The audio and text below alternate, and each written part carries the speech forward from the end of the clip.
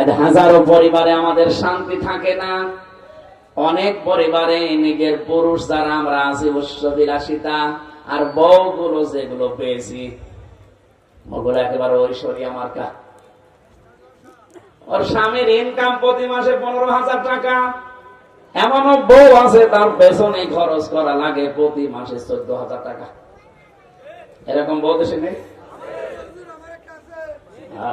তো থাকবে। আমার ভাইরা না, ও একটা দুঃখে পড়েছে বলে বলে ফেললো। এখানে হাজারো মানুষ আমরা এরকম আছি।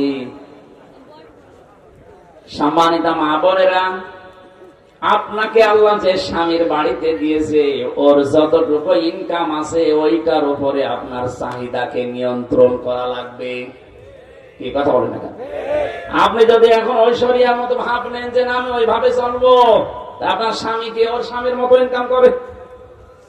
আপনাকে তো আল্লাহ সলিমুদ্দির বাড়িতে না পাঠিয়ে সালমান এফ রহমানের বাড়িতে পাঠাতে পারতো তার বউ করে। তখন আপনি মন মতো খরচ করতেন। যেহেতু ওই জায়গায় না দিয়ে এরকম একটা গরিব মানুষের বাড়িতে আপনাকে দিয়েছে, সুতরাং এর যতটুকু ইনকাম আছে এতটুকুর উপর নিজের চাহিদাকে ঠিক রাখবেন। দুনিয়াতে এবং আখিরাতে উভয় জগতে কামিয়াবি হওয়ার জন্য এইটা আমার মনে হয় এখন খুব বেশি দরকার। বেশি বেশি পাওয়া, বেশি বেশি পাওয়া, এই পাওয়ার আকাঙ্ক্ষা মানুষের কাটে না ওই দিন পর্যন্ত যতদিন চোখ বন্ধ না হয়। আল্লাহকুমুত তাকাসুরু হাত্তা যুরতুমুল মাকাবির। রব্বুল আলামিন বলেন মানুষ বেশি বেশি পাওয়ার জন্য মহা অন্ধ হয়ে গেছে। এ ঘর কাটে না ওই দিন পর্যন্ত যতদিন ওর কাছে আজরাইল না যায়। ঘর একদিন ঠিকই আপনার কাটবে, সোজা আপনি হয়ে যাবেন। যেভাবে সোজা কথা বলছি আমিও নিজেও সোজা হয়ে যাব, কিন্তু চকলেটের মতো মুড়িয়ে একটা পেঁয়াজ দিয়ে যখন সোজা করে রাখবে ওই সময় আপনি যদি বাঁকা হয়েও কোন জায়গায় পড়ে মরে যান, তাও যারা নিয়ে মাটি দেবে ঠিক চকলেটের মতো লম্বা করে 3 পেঁয়াজ দিয়ে সোজা করে দেবে, নাকি বাঁকা করে দেয়? এখন হয়তো কেমন কেমন লাগছে যে ছাতা এখন কি বলে, দুনিয়া কি মজা লেলো, খাও দাও ফুর্তি করো। আরে এ কি আরম্ভ করেছে? আরে ভাই কোন গ্যারান্টি যদি থাকতো আমি বলতাম না। যেহেতু বসে আছেন দাঁড়াবেন সে গ্যারান্টিও আপনার হাতে আছে? নেই। এটা গল্প পড়েছিলাম উপন্যাসে। এক ব্যাঙ একদিন সাপকে ডাক দিয়ে বলে, বন্ধু সবই তোমার ভালো লাগে, তুমি যে আঁকা বাঁকা হয়ে চলাফেরা করো ওইটা ভালো লাগে না, একটু সোজা হয়ে চলতে পারো না? সোজা হয়ে চললে দেখতেও তো ভালো লাগে, একটু আঁকা বাঁকা হয়ে যাও।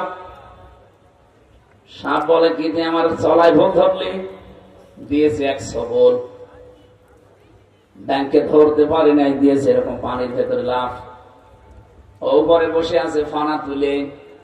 এখান থেকে একটা জিনিস জানা যায়, গোখরা সাপ যেগুলো বিষধর, এরা যদি একবার ফনা তোলে, ফনা তুলতে সময় নেয় না, কিন্তু স্বাভাবিক হতে সময় লাগে। এখানে চলতে ফিরতে রাতের বেলা দিনের বেলা যেহেতু এলাকায় বহু গাছ গাছরা আছে, যদি বিষধর কোন সাপ, গোখরা সাপ যেটা কি বলে, কলিম সাপ নাকি বলে, গোখরা, এটা যদি সামনে পড়ে, যদি ফনা তুলে ফেলে আপনি নিরাপদ দূরত্বে চলে যাবেন। ওই এমনি ফনা তুলতে বেশি সময় নেয় না, কিন্তু স্বাভাবিক হতে অনেক সময় লাগে। যেহেতু স্বাভাবিক হতে ওর সময় লাগছে, ওই রাস্তা দিয়ে যাচ্ছিল এক রাখাল, সারাদিন গরু চড়িয়েছে, ছাগল চড়িয়েছে, মেজাজ হট হয়ে আছে। দেখছে ফস ফস করছে, গরু মারা যে লাঠি ছিল ওটা দিয়ে আচ্ছা করে পিটিয়েছে। আইলের উপরে জমির এই যে সীমানা আইল থাকে ওর উপরে লম্বা করে রেখে দিয়েছে। ব্যাংক চিন্তা করে, কি গো বন্ধুর তো কোনো খবর নেই। উঠে দেখছে ষাট হয়ে পড়ে আছে, বলছে হাউ আর ইউ, খবর কি? ডাক দিয়ে বলছে, বন্ধু আমি এইটাই চেয়েছিলাম যে আঁকা বাঁকা চলো না, সোজা চলো, দেখতে ভালো লাগবে। তুমি সোজা হইলে মরার পরে, এই সোজা যদি আগে হইতে এখন এভাবে পড়ে থাকা লাগতো না। আপনিও সোজা হবেন ঠিকই, এখনই চোখ বন্ধ হয়ে যাক, ঠিক সোজা হয়ে যাবেন। এই জন্য অল্পে তুষ্টি, এটা যেহেতু তাকওয়া। আর 2 নম্বরে গুরুত্বপূর্ণ একটা পয়েন্টে আছে, আল খাউফু মিনাল জালিল আল কিনায়াতু বিল কলিল আল আমালু বিত তানজিল। 4টা বিষয় যদি কোন মানুষ দুনিয়ায় মানতে পারে, সে যেন মনে করে আমার ভেতরে আল্লাহর ভয় আছে, আমি তাকওয়া অর্জন করেছি। আল্লাহকে না দেখে যেমন বিশ্বাস করি, এভাবে না দেখে ভয় করা। বলেন তো, লেপের নিচে আপনি বসে বসে মোবাইলে, কম্পিউটারে, টেলিভিশনে এমন এমন দৃশ্য দেখেন পৃথিবীর কেউ জানে না। অন্য কেউ দেখলে আপনি লজ্জা পান, নিজে দেখলে আনন্দ পান। এরকম দৃশ্য নেই? এ জায়গায় কেউ যদি না থাকে, একজন আছে, দেখতেছে কে? আরো জোরে বলেন। আমি শুধু বলবো, আপনি শুনবেন, এইটাই বিষয় না। আমি নিজে যেন আজকে থেকে এর উপরে চলতে পারি, আপনারাও চালাতে পারি, সেই তৌফিক আল্লাহ দান করেন। কেউ দেখে না, একজন দেখতেছে। ওনাকে যেমন না দেখে আমি বিশ্বাস করি, না দেখে ওইভাবে ভয়ও করি। টেলিভিশন হোক, মোবাইল হোক, কম্পিউটার হোক, ল্যাপটপ হোক, যেটা বাইরে দেখা যায় যাচ্ছে, ওইটা টেলিভিশনের পর্দায় দেখা যায় যাচ্ছে। যেটা বাইরে দেখা যায় নেই, যেটা টিভির পর্দায়, মোবাইলের পর্দায়ও দেখা যায় নেই, এটা মাসলা। একটা মেয়ে লোকের সর্বোচ্চ পর্দা হচ্ছে আজিমাত। হাত মোছা, পা মোছা দিয়ে মাথার চুল থেকে পায়ের তালু পর্যন্ত পোড়াটা ঢেকে রাখবে। এমনকি চোখের উপরও হিসাব টেনে দেবে একটা কালো হালকা কাপড়। এটার নাম আজিমাত। এটা যদি কেউ করে চলতে পারে, ও সোনায় সোহাগা। মেয়েদের জন্য রুখসাত আছে, ছাড় আছে। সব জায়গা তো আর এরকম আপনি চলতে পারবেন না। এই জন্য কিছু কিছু জায়গায় ছাড় আছে মেয়েদের জন্য। এই হাতের কবজি, পায়ের পাতা আর মুখমণ্ডল, এই 3টা জায়গা বাদ দিয়ে যদি প্রয়োজন হয়, আপনি পুরা শরীর ঢেকে বাইরে যেতে পারবেন। আলেমদের এখানে মতামত আছে 2টা। আগে যেটা বললাম, ওইটাই আপনি যদি মেনে চলতে পারেন, তাহলে সর্বোত্তম। ইমাম আবু হানিফা রহমতুল্লাহ আলাইহির মত হচ্ছে, একটা মেয়ে লোকের সতর বা পর্দা ফরজ যতটুকু, মুখমণ্ডল, হাতের কবজি, পায়ের পাতা বাদ দিয়ে পুরা শরীর আপনি ঢেকে রাখবেন। আর একটা পুরুষ মানুষের সতর কি নাভি থেকে শুরু করে হাঁটু পর্যন্ত ঢেকে রাখাই লাগবে, যদি কাপড় থাকে। কাপড় না থাকলে আপনি উলঙ্গ হয়েও থাকতে পারেন।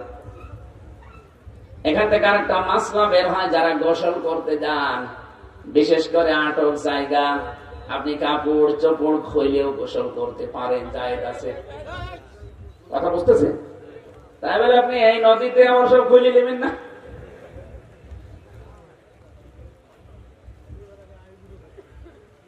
পোশাকের যে মাত্রাটা বললাম নারী পুরুষের, বাংলাদেশে বহু মানুষ আমরা দেখি, বউকে আমরা শাড়ি কিনে দেই, মেয়েকে শাড়ি কিনে দেই না। এটা দিয়ে পর্দা আদায় হয় না, নামাজও হয় না। কারণ নামাজ পড়তে গিয়ে যদি আপনার মাথা থেকে রুকু সেজদা দেওয়ার সময় শাড়ির আঁচল পড়ে যায়, চুল যদি বের হয়ে যায়, আপনার নামাজ ভেঙে যাবে, শেষ। এই জন্য এই মাসলাটা খেয়াল রাখবেন। আমার মনে হয় প্রতিটি মেয়ে লোকের সালোয়ার কামিজ, এই পোশাকটাই অভ্যস্ত হওয়া দরকার। 350, 400, 500 টাকা হলে জিনিসও হয়ে যাবে, পর্দা বাদাই হবে, নামাজও হবে, খরচও বাঁচবে। ওই 3000, 4000 টাকা দিয়ে শাড়ি ও ছাতা না কিনলেও আমার মনে হয় এখন ভালো আপনারা এইটা কিনে দেবেন। আমি মদিনার মিউজিয়ামে গিয়েছিলাম, হযরতে ফাতেমাতুজ জোহরার পোশাক আমি দেখে এসেছি। ওনার পোশাক কিনা আমি জানি না, কিন্তু লেখা আছে হাযিহি লিবাসাতুন ফাতিমাতুজ জোহরা রাদিয়াল্লাহু তাআলা আনহা। এটা ফাতেমাতুজ জোহরার পোশাক। এ পর্যন্ত হাতা দেওয়া আছে, পা পর্যন্ত লম্বা। মেয়েরা এরকম পোশাক বানায়, আমার মনে হয় পড়লে আপনার সব কিছু ওকে থাকবে। হঠাৎ করে কোন পুরুষের সামনে পড়ে গেলে আপনার ফরজ বিধান পর্দা লঙ্ঘন হবে না। আমার কথা বোঝা গেছে নাকি বলেন? আমার শাড়ির এই কালচারটা বাদ দিয়ে এই পোশাকটাই অভ্যস্ত হবেন মেয়েরা। আমি যে কথা বলতে চাচ্ছি, কোরআনের আমল করা এটার নাম তাকওয়া। সুতরাং আজকে থেকে আপনি কাজ কারবার করলেই দেখবেন এটা কোরআন কেন্দ্রিক হয় কিনা। যদি দেখেন না কোরআনের নিয়ম নীতি নেই, দেখবেন কোরআনের ব্যাখ্যা হাদিস কোনো কিছু পাওয়া যায় কিনা। এখন যদি বলেন এত কিছু করতে হলে আলেম হওয়া লাগবে, কে বলেছে আপনাকে? ইসলামের মৌলিক কয়েকটা নীতি, খুব বেশি না। আপনি একাধারে প্রতিদিন আধা ঘন্টা করে সময় দিয়ে যদি 1-2 মাস একটু দেখেন, আপনি ইসলাম মানতে পারবেন। অন্তত ফরজ বিধানগুলো কারো কাছে জিজ্ঞাসা করা লাগবে না। হ্যাঁ, আপনি যদি একেবারে কোরআন বুঝে একেবারে সেই আল্লামা সাঈদীর মতো পড়তে চান, তাহলে তো 10-12 বছর সময় এমনি দেওয়া লাগবে। অখলনা সাথীরা বাসে একটু খেয়াল করেন, আমি যে কথা বলতে চাই, আল্লাহর হাত থেকে যদি আমরা পুরস্কার নিতে চাই, আমল করা লাগবে বাবা যেটা দিয়েছে ওইটা, না কোরআনের। আমার হাকামা বিহি আদালা, যারা কোরআন দিয়ে বিচার করে তারা ন্যায় বিচার করতে পারে। 54 বছর বলেন তো কোরআনের বিচার একটাও হয়েছে? ন্যায় বিচার পাবেন কি করে? ন্যায় বিচার যে ছিল না এর প্রমাণ তো আমি নিজে। 3টা বছর ওরা বিনা কারণে আমাকে আটক করেছে এবং যত কষ্ট দিয়েছে আমার সহ্যের বাইরে চলে গেছে। 3 বছর একাধারে একটা ঘরের ভেতরে, তাও ফাঁসির কন্ডেম সেলের ভেতরে, যেখানে মার্ডার মামলার আসামিদের রাখা হয়। বড় বড় খনি সন্ত্রাসী যারা, যাদের কোনোদিন আর বের হওয়ার সম্ভাবনা নেই, তাদেরকে রেখে দেয়। অথচ আমারে রেখে দিয়েছে ওই জায়গায়। আরে ভাই, রেখে দিলিতে অন্তত সোজা করতে দিবি না বাড়িতে? 3 বছর ওরা আমার বাড়িতে কে আছে না আছে আমি জানতামই না। বের হয়ে শুনলাম আমার দাদা মরে গেছে, আমার নানি মারা গেছে, আমার চাচাতো ভাই মরে গেছে, কিছুই জানতাম না। কি কষ্ট পেয়েছিলাম 3 বছর। আপনি নিজের জায়গায় একটু দাঁড় করান তো, একটু খোলামেলা দিলেও তো হয়। জেলখানা তো বড় জায়গা। আমি যে গাজীপুরের কাশিমপুরে ছিলাম, ওটা প্রায় একটা গ্রামের মতো। এদিক ওদিকে মিলে প্রায় 2.5 কিলো 3 কিলোমিটার একটা গ্রাম। এত বড় হয়? 4 জেল মিলে এত বড় বিশাল জায়গা। জেলে থাকলে অত কষ্ট হতো না। কিন্তু শয়তানরা রেখেছিল ফাঁসির কন্ডেম সেলের ভেতরে। আবার 24 ঘন্টা তালা লাগানো, সিসি ক্যামেরা দেওয়া, কেউ যেন আমার সাথে কথা না বলে। এমন 2 জনকে দায়িত্ব দিয়েছিল জেলার আর সুপার, 2টায় মালায়ন, একটা সুব্রত বালা আর একটা দেবদুলাল। এর হাতে দেখতাম লাল সুতা বাঁধা আছে, 2টা রয়ের এজেন্ট। এই জন্য আলেমদের প্রতি এত কষ্ট দিল।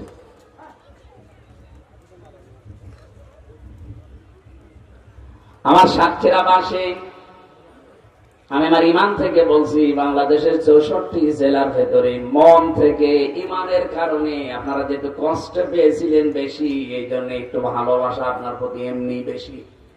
অন্য জেলায় গেলে মায়াটা আসে না, কারণ ওরা এত কষ্ট দিনের জন্য, ইসলামের জন্য পায়নি। এই জেলার মানুষ যত কষ্ট সহ্য করেছে 15 বছর, চিন্তা করতে পারেন। একটা মানুষের বাড়ি বুলডোজার দিয়ে মাটির সাথে মিশিয়ে দিয়েছে বিনা কারণে। এই জেলায় না এটা?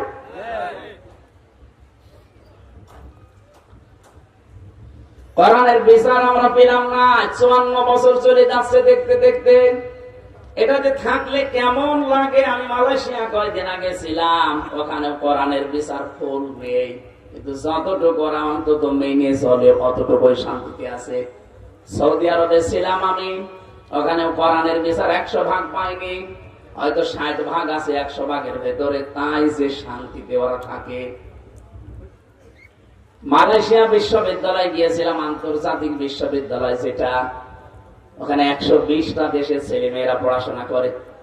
অন্যান্য দেশের ছেলেরা আমারে বলছিল, হুজুর এই যে মোবাইলটা, এই মোবাইলের দাম প্রায় 80,000 টাকা, এখানে পড়ে আছে।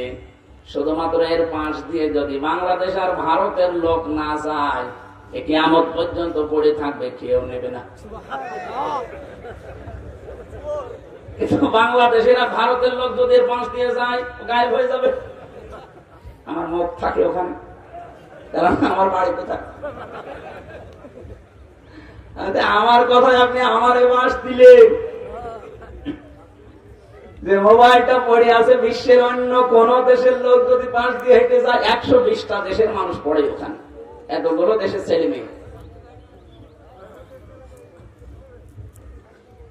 কেউ নেবে না পড়ে থাকলে, কিন্তু আপনাদের দেশের লোক আর ভারতের কোন শয়তান যদি পাশ দিয়ে যায় ও গায়েব করে ফেলবে। তারপর ও দেশে যদি চুরি করলে হাত কেটে দাও এই আইনটা থাকতো, আমাদের দুই দেশের মানুষও নেওয়ার সাহস পেত না। আমার দাদা, আমার ছোট দাদা বলছিল যে আমি একবার হজে যে দেখি অজুখানায় একটা মোবাইল পড়ে আছে, কেউ নিচ্ছে না। চিন্তা করলাম কি গো, মোবাইল কি নষ্ট নাকি? কিন্তু সিসি ক্যামেরা দেওয়া তো। মনে মনে ভয়, যদি হাত দে আর ধরা পড়ে যায়, দেশে গেলে মানুষ বলবে হাজী সাহেব চোর, কারণ হাত কেটে দেবে। কি করে, কেউ তো নেয় না, সব চলে যায় আশপাশ দিয়ে। এদিক ওদিকে তাকিয়ে দেখলাম এখন আর কেউ ভেতরে নেই, আস্তে করে তুলে নিলাম। হারানো জিনিস ওই মসজিদে নববীর সামনে একটা ঘর আছে, ওখানে জমা দেয়, ওখানে জমা দিলাম। ওনারা জিজ্ঞাসা করলাম, ভাই এই মোবাইলটার দাম কেমন হবে? ওনার ভাষা দিয়ে আমার জিজ্ঞাসা করছে, ইয়া হাজিউল হুজ্জাত আয়না বিলাদুকা, হাজির দেশ কোথায়? যে তুমি বাংলাদেশ। বাংলাদেশ থেকে এসেছি। উনি ওনার ভাষা দিয়ে বলছে, হাজি যে মোবাইলটা পেয়েছেন, এই মোবাইলটা বাংলাদেশের টাকার মান অনুযায়ী ৭২,০০০ টাকা, তার ১৬ সালে। এখন তো আরো বেড়ে গেছে, ওটা লাখ পার হয়ে যাবে। ৭২,০০০ টাকার মোবাইল ওই সময় পড়ে আছে, কেউ নিচ্ছে না। এদেশে থাকবে ৭২ পয়সা রেখে দেন তো থাকে কিনা? যে কথা তুলেছিলাম এইটাই বলার জন্য, কোরআনের বিচার যদি আমরা সত্যি পেয়ে যেতাম, এই দেশে ৭২,০০০ টাকার মোবাইল না, ৭২ কোটি টাকা পড়ে থাকলেও কিয়ামত পর্যন্ত ওখানেই থাকতো। এরকম একটা বিষয় আল্লাহর নবী বানিয়েছিলেন সমাজ ব্যবস্থায় কোরআন দিয়ে, সেটা এখনো আছে আমাদের কাছে। কিন্তু আজ পর্যন্ত কোরআনের বিচার কি একটাও আমরা পাইনি। আরো দুই একটা যেগুলো আছে হালকা পাতলা, ওইগুলো তুলে দেওয়ার জন্য আন্তর্জাতিক ভাবে কিছু ষড়যন্ত্র চলছে। এই যে নারী কমিশন যাদেরকে বসিয়েছে, আপনি কি মনে করছেন এদের পেছনে কেউ নেই? অনেক আগে পয়েল আছে। আন্তর্জাতিক ভাবে এরা চক্রান্ত করে আগস্টের ৫ তারিখের পর থেকে চেষ্টা চালাচ্ছে। ওদের ৩১৮ পৃষ্ঠা পড়ার রিপোর্ট আমি পড়ে দেখেছি কয়েকদিনে। পড়াটা পড়ে দেখলাম কোরআনের ১০টা আয়াতকে ওরা মানে না। কোরআনের একটা অক্ষর না মানলে যেখানে ঈমান থাকে না, কাফের হয়ে যায়। আর সেখানে 10টা আয়াত অলরেডি অস্বীকার করেছে। এই যে পারিবারিক জীবনে আমরা জমি জায়গা ভাগ করি, এক ছেলে যা পাবে 2 মেয়ে তাই পাবে, এই নিয়মটা কার? আরো জোরে বলেন। যদিও সাতক্ষীরায় অনেক এমন ভালো মানুষ আছে যারা এই নিয়ম মানে না। ছেলের নামে সব লিখে দেয়, আর মেয়ের মাথায় হাত দিয়ে বলে, মা তোর জন্য দোয়া করে দিলাম। টাটকা নির্ভেজাল শয়তান। তুই দোয়া তো করবে, ওরে ফাঁকি দিবি কেন? 16 সালে আমার সাথে হজে গিয়েছিল ফরিদপুরের একজন। ও যাবার সময় আমার গল্প করছে, আমার পাশে বিমানের সিট পড়েছে, বলছে হুজুর কাজ একটা করে এসেছি। কি? জমি জায়গা দোকান পাট যা ছিল সব ছেলের নামে লিখে দিয়েছে। আসার সময় 2টা মেয়ে ছিল, ওদের মাথায় হাত দিয়ে বললাম কাবা শরীফে যাচ্ছি, দোয়া করে দেবো। আপনার হজ বাংলাদেশে যাওয়া দূরের কথা, জেদ্দার বিমানবন্দরও পার হবে না। আপনি কিসের দোয়া করতে এসেছেন এখানে? আপনার নিজের গোনায় তো মাফ হবে না। আপনি শরীক ফাঁকি দিয়েছেন। কান খাড়া করে শোনেন, কান সাতক্ষীরাবাসী যারা শরীক ফাঁকি দেন, বোনের জমি, ভাইয়ের জমি, মেয়ের জমি, জনগণের কোন সম্পদ যদি শরীক কেউ ফাঁকি দেন, 2টা সমস্যায় আপনি পড়বেন। 1 নম্বরে যেদিন শরীক ফাঁকি দিয়েছেন, ওই দিন থেকে যতদিন বেঁচে আছেন যা ইবাদত বন্দেগী করবেন একটাও কবুল হবে না। এখানে যদি এরকম কেউ থাকেন যারা ভাইকে ফাঁকি দিয়ে জাল দলিল করে নিজের নামে লিখে নিয়েছেন,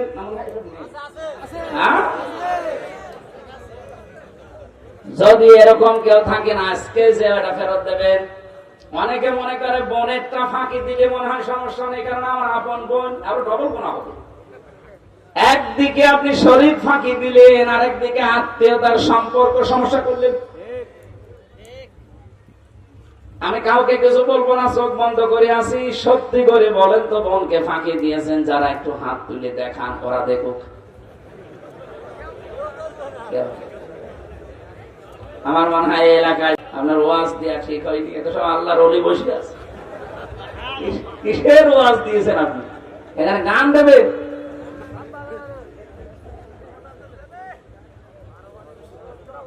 আপনি একটু ভাবেন তো, নবীর এই হাদিসের দিকে তাকিয়ে, যেদিন আপনি বোনের জমি, ভাইয়ের জমি, ফুফুর জমি, চাচার জমি অথবা নিজের মেয়েকে ফাঁকি দিয়ে অন্য উল্টা পাল্টা করে গেলেন, কিসের নামাজ পড়লেন, হজ করে আসেন, আপনি তাহাজ্জুদ পড়লেও তো ওই দিন থেকে কবুল হওয়া সব বন্ধ। 2 নম্বরে, যেদিন মারা যাবেন ঈমান পাবেন না, বেঈমান হয়ে মরবেন। আপনি কার জন্য কি করছেন? আপনি কি মনে করেন যে আমার এই ছেলেটা সুখে থাকবে, মেয়েরা যা করে করুক গা, আমার ছেলেটা সুখে থাকবে, পরবর্তীতে আমাকে দেখে শুনে রাখবে? আপনাকে দেখে শুনে রাখার দায়িত্ব কি ছেলের না আল্লাহর? তাম দুনিয়া ভর্তি সম্পদ দিলেও যদি আমার আল্লাহ বলে না, তোর ছেলে তোর দায়িত্ব পালন করবে না, ওই ছেলে ওই সম্পদ নিয়ে আরো অবৈধ কাজে ব্যয় করবে। মাঝখান থেকে আপনার জীবনের ইবাদত বন্দেগী গুলো নষ্ট করলেন, আর মরণের সময় বেঈমান হয়ে মরে গেলেন। কারো জন্য কিছু করার দরকার নেই। দুনিয়া পুরাটা একটা ধোঁকা। আপনি মনে করবেন আপনার বউ এও ধোঁকা, আপনার মা বাবা এও ধোঁকা, সব ধোঁকা। আমার কোরআনে কারিমে আল্লাহ জানিয়েছেন, আমাল হায়াতুদ দুনিয়া ইল্লা মাতাউল গুরুর। হে পৃথিবীর মানুষেরা, দুনিয়ার জীবন কিন্তু পুরাটা ধোঁকা। যত কিছুই মরিচিকার মতো মনে হবে না, এ আমারে ছাড়বে না। কে বলিস আপনাকে? আমি আমার নিজেরটা বলছি, আল্লাহর কসম, কোরআন আমার সামনে। এখন যদি আমি ধপ করে পড়ে মরে যাই, আর আপনি আমার ম্যাডামরা যদি খবর দেন যে হামজা পটল তুলেছে, হ্যাঁ ও কান্দবে, আমার ভালোবাসে, কান্দবে। 2-3 দিন হয়তো কান্নাকাটি করে খাবার দাবার হালকা পাতলা বন্ধ করে দেবে। 7 দিন পরে দেখবেন স্বাভাবিক হয়ে গেছে। কি কথা বলছেন? 7 দিন পরে স্বাভাবিক হওয়া শুধু না, 1 মাস যেতে যেতে দেখবেন আবার আনন্দ ফুর্তি আরম্ভ হয়ে গেছে দুনিয়ার মানুষের সাথে। খুব বেশি হলেও 3 মাস 10 দিনের ভেতর ওর বাবা এসে আমার বাবার কাছ থেকে বলে, ওরে নিয়েও চলে যাবে, বলবে ও তো নেই, এখন মেয়ে রেখে করবো কি? ঠিক অন্য জায়গায় বিয়ে দিয়ে দেবে। আমার কবরের মাটি এখনো শোকায়নি। ও মাত্র 7 দিন বিয়ের বয়স। দেখবেন ওর বাবাকে নিজেই বলবে, আব্বা হামজা তো আর কি ছিল, এখন যেটা পেয়েছে এটা 100 গুণ ভালো। এটা বলবে, 100 ভাগ বলবে। আমি এটা ক্যামেরার সামনে নিয়ে বলছি, বলবেও। শুধু আমারটাই বলবে, আপনাদেরটা বলবে না। ওই যে দাঁড়িয়ে আছে, একটু জিজ্ঞাসা করে আসেন তো, যান। এখন কি আপনি এখন মারা যান, আপনাকে যদি আমরা বলি যে ওই বউ যে খাটে থাকে, খাটের নিচে রেখে দেবো কবর দিয়ে, কোন বউ আছে রাজি হবে ওই বউটা নিয়ে আসে? জীবনও রাজি হবে, বলবো না রাতের বেলা জিন আসবে। এই হচ্ছে দুনিয়া। এইটার জন্য আপনি কার জন্য কি করে যাচ্ছেন? আপনার আখিরাত নষ্ট করে। আমি আমার ঈমান থেকে একটা বিষয় জেলখানায় থেকে বুঝেছি, না এর আগে আমি এটা শুনতাম কিন্তু বাস্তবতায় টের পেতাম না। এটা উপলব্ধি করেছি এই বিচ্ছিন্ন থাকার কারণে, যে দুনিয়া আসলে কেউ কারো না, সব স্বার্থের পেছনে আছে। আমি যার জন্য যা করে যাচ্ছি বলেন তো, কুষ্টিয়ান। আমার বাবার নাম রিয়াজউদ্দিন, আমার দাদার নাম জাহান আলী, তার বাবার নাম নমাজ আলী। এরপরে আমি আর চিনি না। 3 পুরুষের পরে আমার আর মনে নেই, আমি আর চিনিও না। মুরব্বিকে যদি জিজ্ঞাসা করেন আপনার বাবার নাম কি, বলে তো না, দাদার নাম, তার দাদার নাম আমি তো তার 3 পুরুষ বর্ষ, 2 পুরুষের পর আর মনে নেই, জানার দরকার নেই। এখন বলেন তো, যে নমাজ আলীর বাবা যেটা খুব বেশি হলো 61 বছর আগে মরে গেছে লোকটা। মাত্র 61 বছর আগে লোকটা, আমি সেদিন হিসাব করলাম খাতা কলম দিয়ে, যে দেখি আমার দাদা, আমার দাদার বাবা, হিসাব করে দেখি আমার বাবা, দাদা আর তার বাবা, এই 3 পুরুষ মাত্র। হিসাব করে করে দেখলাম মাত্র 61 বছর আগে মরে গেছে লোকটা। আমার মনে মনে হচ্ছিল ওই নমাজ আলীর বাপ যদি এখন এসে বলে, কুষ্টিয়ার এই 2 তলা বাড়ি আমার, এই ভিটা আমি বানিয়েছিলাম, এখন আমি থাকবো, আল্লাহর কসম ওই বুড়োকে আমি ঢুকতে দেবো।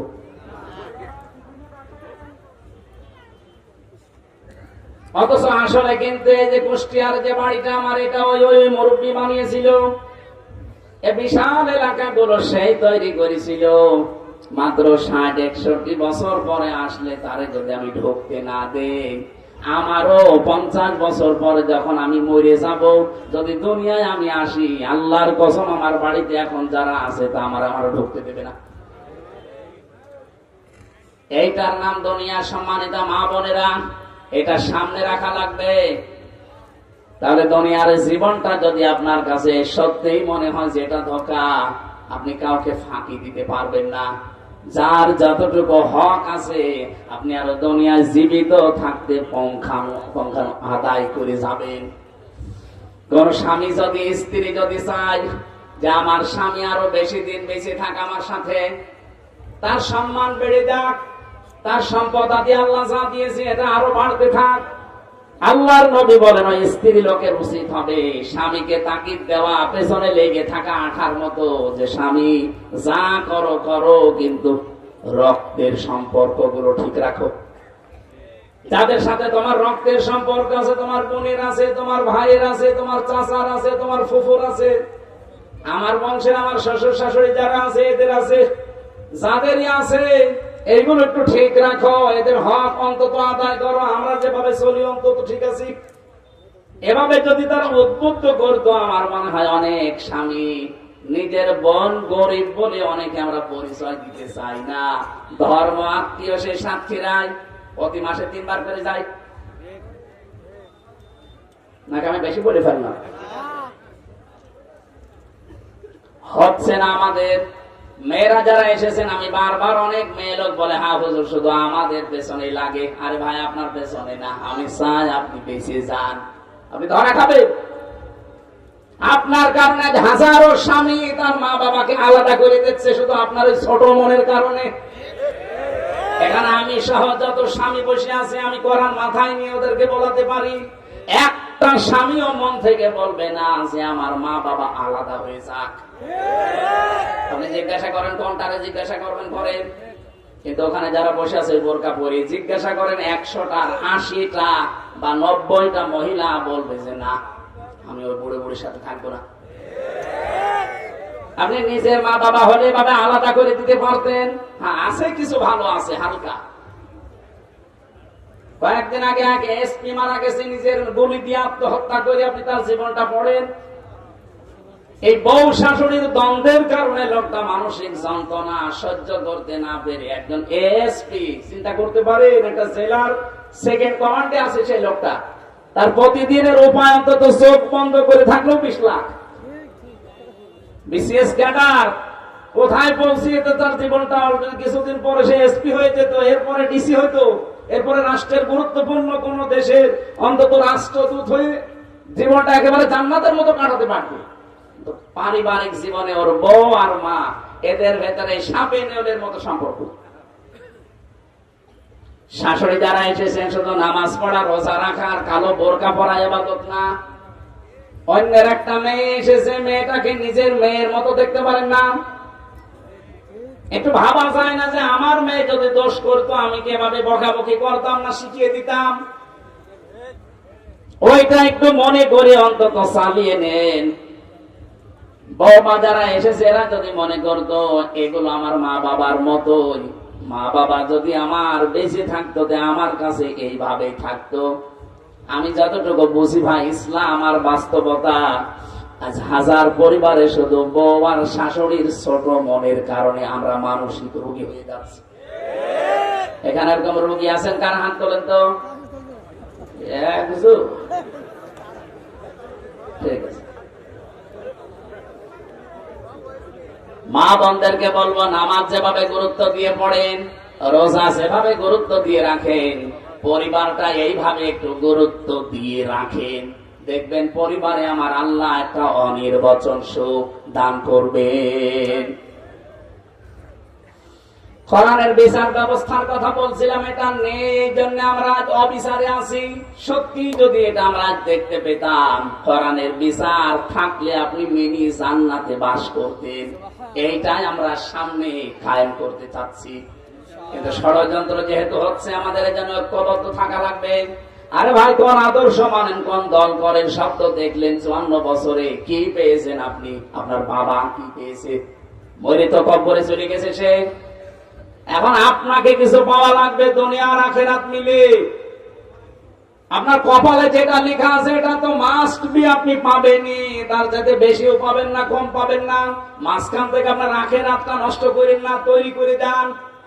কোরআনে নামাজের কথা যেহেতু 82 বার আছে, রোজার কথা 1 বার আছে, যাকাতের কথা 82 বার আছে, হজের কথা 1 বার আছে।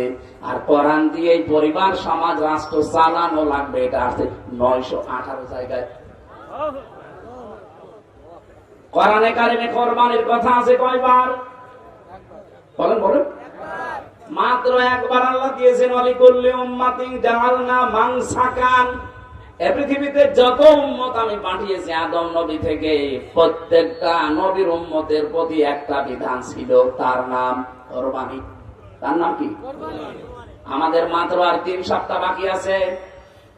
এজন্য অনেকে যারা কোরবানি কিনছেন, কিনবেন, এটা কিন্তু সেই আদম নবী থেকে আরম্ভ হয়েছে, কিয়ামত পর্যন্ত বিধানটা চলবে। কোরবান শব্দের শাব্দিক অর্থ নিকটবর্তী হওয়া, নৈকট্য অর্জন করা। আর একটা অর্থ আছে আল্লাহর বিধান। জিলহজ মাসের 10, 11, 12 এই 3 দিনে পশু জবাইয়ের মাধ্যমে আল্লাহর সন্তুষ্টি অর্জন করার জন্য যে কাজ করা হয়, এর নাম কোরবানি।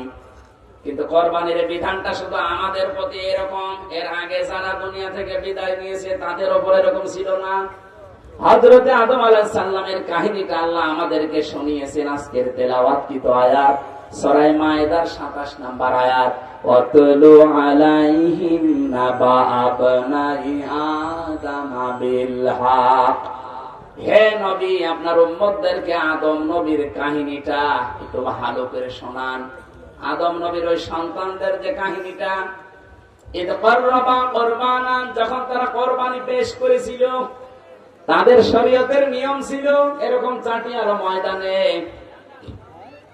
পশু জবাই করে রেখে আসতো, আকাশ থেকে আগুনের ঝলক এসে পুড়িয়ে ফেলতো, তাহলে বুঝতো লোকটা ভালো মানুষ, ওর টাকা হালাল। আর যেটা জবাই পড়ে থাকতো, আগুনের ঝলক এসে পুড়িয়ে দিত না, এলাকার মানুষ বুঝতো যে 2 নাম্বার, এর টাকাও 2 নাম্বার। আর আমার মনে হয় মাঝে মাঝে আয়াতটা পড়লে, এই শরীয়ত যদি এখন আমাদের দেশে থাকতো, কত হাসি সে ধরা হতো।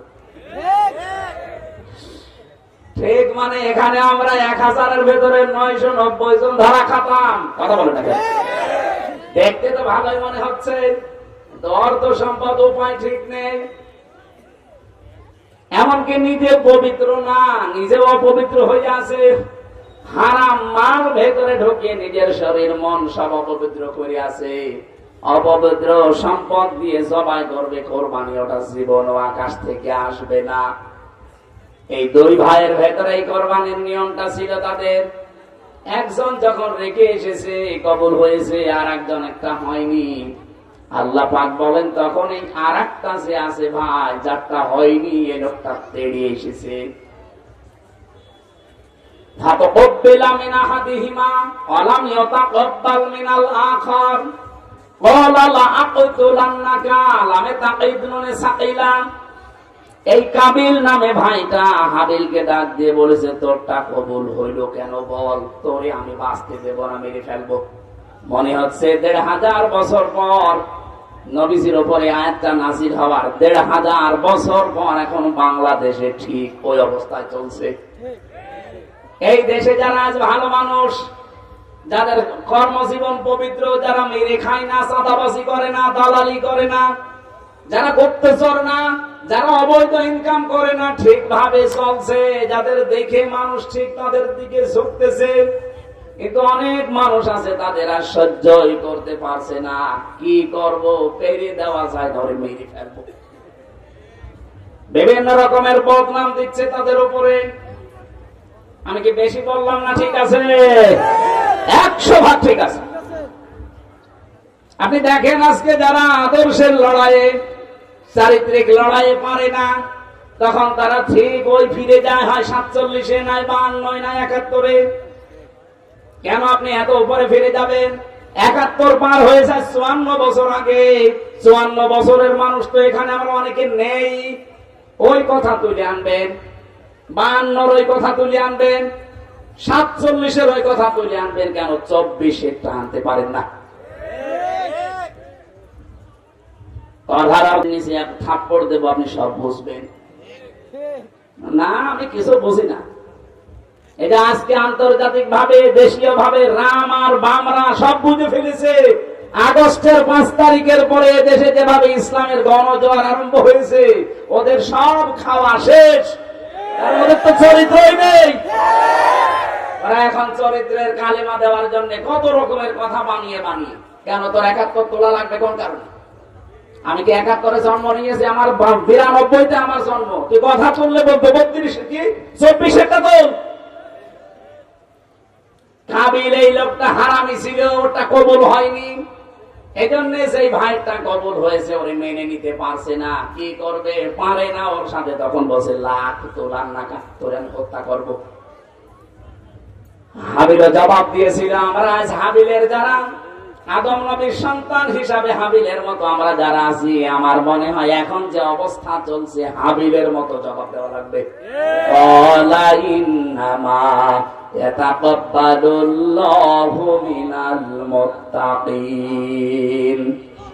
হে ভাই কাবিল, আপনার শক্তি আছে, সামর্থ্য আছে, কারণ আপনি আমার বয়সে বড়, আপনার প্রভাব প্রতিপত্তি আছে, আপনি কেউ মেরে ফেলতে চান ফেলেন। কিন্তু আল্লাহ এই পৃথিবীতে শুধু মুত্তাকিদের ইবাদত বন্দেগী কাজকর্ম কবুল করছে, করবে। এটা কব্বালু, এটা মোজারে, বর্তমান ভবিষ্যৎ, প্রেজেন্ট ফিউচার। আপনি যতই জোর করেন না কেন, জীবনও আপনি আল্লাহর আস্থা ভাজন, প্রিয় ভাজন হতে পারবেন না। জোর করে কোনো কিছু পৃথিবীতে আদায় হয় না, সাময়িক হয়, পরবর্তীতে ওর ক্ষতি হয় বেশি। 15.5 বছরে জোর করে কত কিছু করেছিল, একটাও টিকেছে? বলেন। 12,500 কোটি টাকা খরচ করে বানিয়েছিল মূর্তি সারা দেশে, একটাও আছে? একটাও আছে? কুষ্টিয়ার যেটা ছিল এত শক্ত ছিল, শয়তান ভাঙা যাচ্ছিল না, শেষে বেগুনি এসে ভেঙেছে। পুরা মাটির ভেতর থেকে তুলে ওই গড়াই নদীতে ফেলে দিয়ে এখন ওই জায়গায় আল্লাহ লিখে দিয়েছে।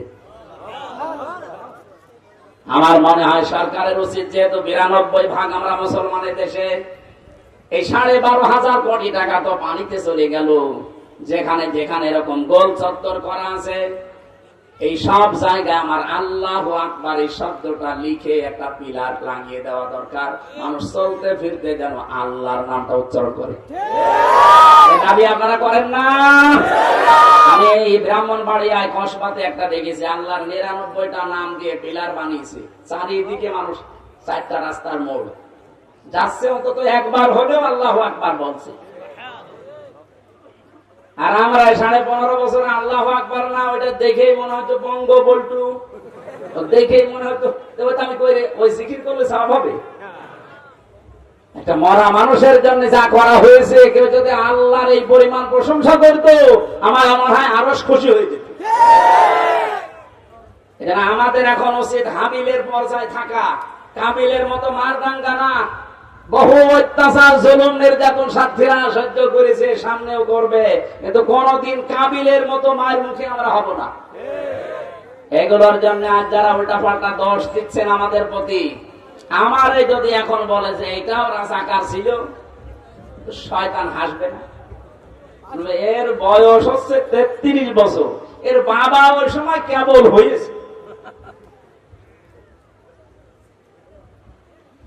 যেহেতু দেশীয় এবং আন্তর্জাতিক ভাবে চেষ্টা চলছে এই দেশে যেন ইসলামের উত্থান হতে না পারে, এই 54 বছরে একটা ট্যাগ লাগিয়েছিল ইসলামের প্রতি যে আমরা নাকি টেররিস্ট, আমরা নাকি সন্ত্রাসী, আমরা নাকি জঙ্গি। এটা আজ মিথ্যা প্রমাণ হয়েছে, কারণ এই 9 মাস 7 দিন হয়ে গেল বাংলাদেশে আজ পর্যন্ত একটা জঙ্গি ধরা পড়েছে। আসলে জঙ্গি নেই তো ধরা পড়বে কি করে? জঙ্গি বোঝেন আপনি? জঙ্গি বুঝলে সিরিয়ায় যাওয়া লাগবে, জঙ্গি ঠিক করতে পাকিস্তানে যাওয়া লাগবে। আপনি কোথায় পেয়েছেন আন্দাজের জঙ্গি? 3 বছর তো আমি জেলে ওদের সাথে ছিলাম, জঙ্গি বলে ওরা কিছু না। আমার মতো সাধারণ মানুষ জঙ্গি মামলা লাগিয়ে দিয়েছে। ওর ভেতরে একজন পেয়েছিলাম, তার নাম আব্দুল মতিন, 17 বছর জেলে আছে। ও হচ্ছে আল্লাহ দলের প্রধান সারা বাংলাদেশের। ওনারে বললাম, ভাই আপনি আল্লাহ দলের সভাপতি, সেক্রেটারি কে? বলছে আমার ছেলে। ও আপনি সভাপতি, আপনার ছেলে সেক্রেটারি, আর বাংলাদেশে কেউ নেই। এই হচ্ছে জঙ্গি। কারণ এগুলো বসে বসে লিখতে হয় হাসি হাসি না, ওটা হাসি বলা নিষেধ। আর এটা মন্তস্থ করতো এই দেশের গোয়েন্দা বিভাগের কিছু আছে। এই ভারতের 5টা গোলাম ছিল আর আমেরিকার গোলাম ছিল, এরা আমি নিজে তো দেখেছি রিমান্ডে। এই শয়তানরা নিজেরা বলছে আপনার কোনো দোষ নেই। তো দোষ নেই তো আমার উপর এত অত্যাচার কেন? একজনকে টাইপ দেব, আরো 100টা মোল্লা টাইপ হবে। এমন কষ্ট দেব যেন আপনারে দেখে অন্তত আরো 100 মোল্লা টাইপ হয়ে যায়। এই ছিল ওদের মিশন।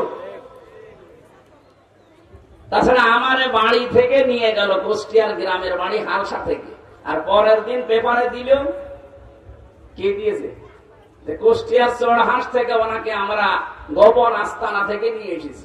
পুরাটা ডাহা মিথ্যা কথা। নেড়া বাড়ি 2 তলা থেকে নিয়ে গেল, আর লেখছে কোন জায়গায়, কুষ্টিয়ার চড়হাঁস থেকে।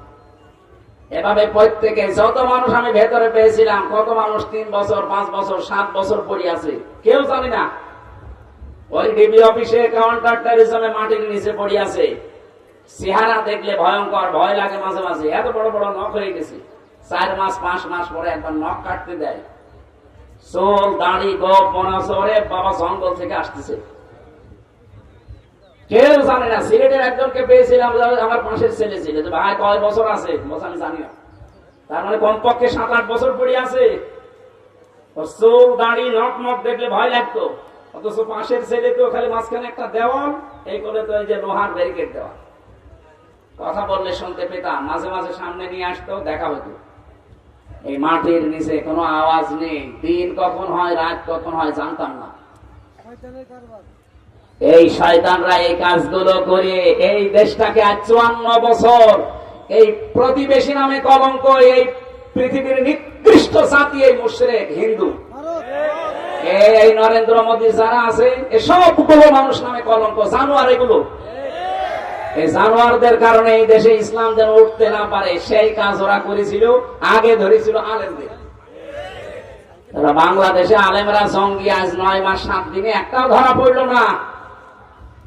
কারণ জঙ্গির নাটক পাঠাতো লিখে লিখে, আর এগুলো মন্তস্থ করতো ওদের দিয়ে। ওরাও পালিয়েছে, ও পালিয়েছে। এখন জঙ্গি পাবেন কোথায়? মসজিদ তো একটার পর একটা অলরেডি রেডি করে জাতির ভেতর এখন ফাটল ধরাতে চায়। এই মাহফুজ আলম একজন। আপনি বাস্তবতা বোঝেন না, ভেতরে খোঁজ খবর নিয়ে দেখেন, 2 দিন রিমান্ডে বাড়ি দেন, সব বলে দেবে। যেহেতু গভীর ষড়যন্ত্র চলছে, আমাদেরকে কাবিলের ভূমিকা পালন করলে হবে না, হাবিল একটা ভূমিকা পালন করা লাগবে, নীরব। আরে ভাই আপনারটা জীবনও কবুল হবে না, আপনি যা আরম্ভ করেছেন। আজকে একজন আকিকার ছাগল, আমি আসার সময় দেখছিলাম না, আকিকার ছাগল কেনার জন্য বাজারে যাচ্ছে, 3-4 জন লোক তারে ধরে পিটিয়ে বসে চাঁদা দেওয়া লাগবে এখান থেকে। একটা কথা হলো, এটাকে ফেরেশতারা করছে নাকি? সে যারাই করছে। তা আপনি এইরকম কাজ করে জীবনেও এই দেশের মানুষের কাছে আপনি মন পাবেন? এই লোকটার জীবনের দিকে তাকিয়ে বলেন তো, জীবনে কোনোদিন চাঁদাবাজি করেছে কিনা? বলেন। চুরি করেছে কিনা? ডাকাতি করেছে? জেনা করেছে? আর আপনার জীবনে কি? আপনার মানুষ যে কাছে টানবে, টানবে কি দিয়ে? আপনার তো চরিত্রই নেই। এই জন্য আহ্বান জানাচ্ছি, হাবিলের মতো চরিত্রবান হন।